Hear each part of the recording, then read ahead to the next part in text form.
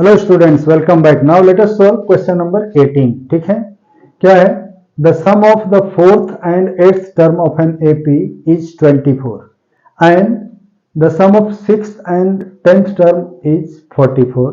Then find the first three term of this AP. ठीक है, तो इसके लिए हमें क्या एज्यूम करना होगा? फर्स्ट टर्म और कॉमन डिफरेंस। किसी भी एपी को निकालने के लिए फर्स्ट टर्म और कॉमन डिफरेंस को एज्यूम करना होगा।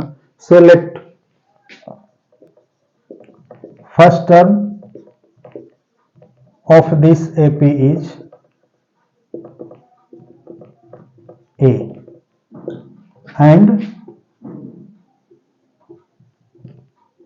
common difference is D। ठीक है, फर्स्ट टर्म मालूम हो गया और कॉमन डिफरेंस मालूम हो गया। देन अब क्या गिवन है? देन एज गिवन क्या गिवन है? Fourth and 20th term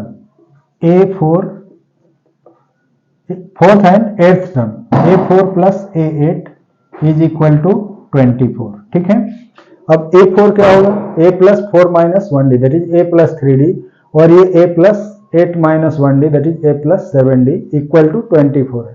so directly will write here, यानी हम इसको डायरेक्ट लिखेंगे A plus 3D plus A plus 7D equal to 24। ठीक है, और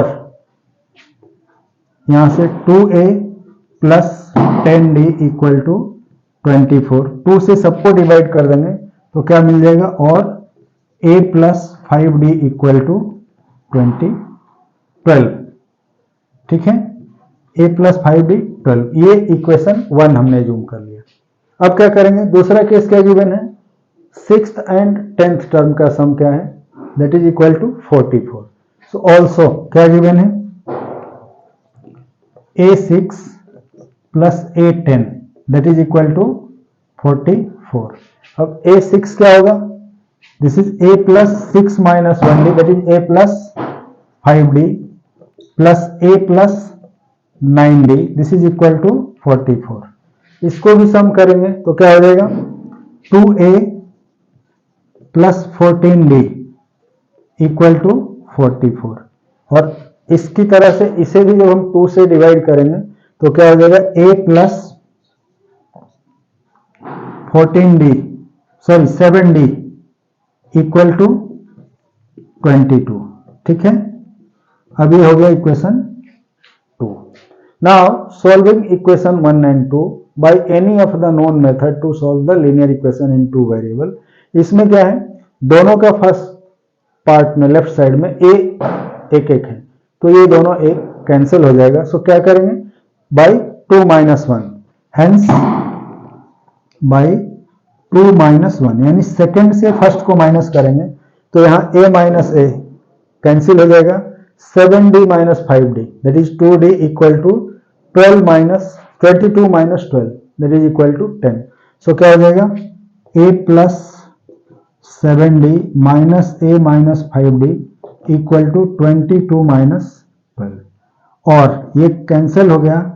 2D equal to 10, this implies that D equal to कितना हो गया? 5। ठीक है, D की वैल्यू हमें 5 मिल गई। अब A कितना होगा? किसी एक इक्वेशन से निकाल सकते हैं। Hence from 1 A equal to क्या हो जाएगा? 12 माइनस 5D, यानी 12 minus 5 into 5 that is 12 minus 25 equal to minus 13। ठीक है, सो हमें दो चीजें मालूम हो गई, A की वैल्यू और D की वैल्यू। Hence A equal to minus 13 and D equal to 5। तो हमें क्या पता करना है? First three terms of AP क्या होगा?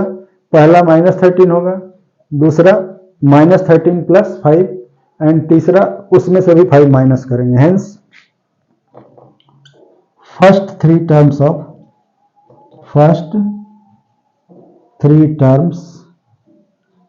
ऑफ दिस AP आर क्या हो जाएगा? पहला हो जाएगा माइनस 13, दूसरा माइनस 13 और उसमें से 5 को माइनस करेंगे तो कितना हो जाएगा, next will be -30 - 5 that is minus, sorry add करना है, सेकेंड टर्म ऐड करना है, -13 + 5, सो ये हो जाएगा -8, और थर्ड टर्म क्या होगा, -8 में हमें 5 ऐड करना है तो वो कितना हो जाएगा, -8 + 5 दैट इज -3। तो जो फर्स्ट 3 टर्म हुए -13, -8 एंड -3, ठीक है। तो ध्यान से करना, प्लस माइनस का मिस्टेक होने का चांस ज़्यादा है, सो केयरफुली सॉल्व करो। ओके, मिलते हैं अगले वीडियो में, बाय।